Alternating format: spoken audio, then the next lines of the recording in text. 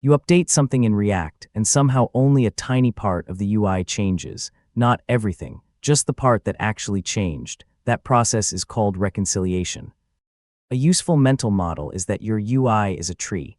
At the top, you have the root component. Inside it, you have children, and inside those, more children.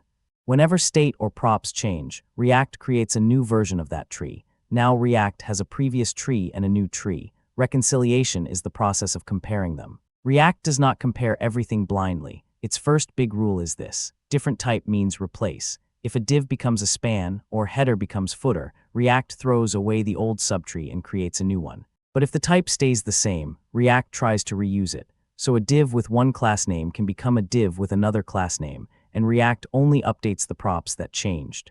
Lists are where this gets real. If you use index as the key and insert a new item at the top, all the indexes shift.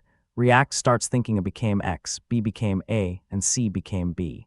But with stable keys, React can track identity. A is still A, B is still B, C is still C, and only X is new. That is why keys matter so much.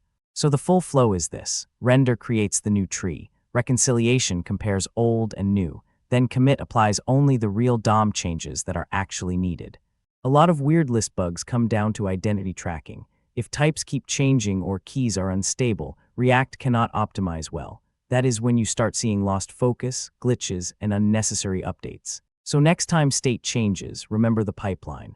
React renders, reconciles, and then commits only what changed. That process is reconciliation, and it is one of the core ideas behind React. So what React concept do you want to explore next? Drop it in the comments. And if this clicked for you, smash that like button, hit subscribe, and ring the bell so you never miss a drop. See you in the next one.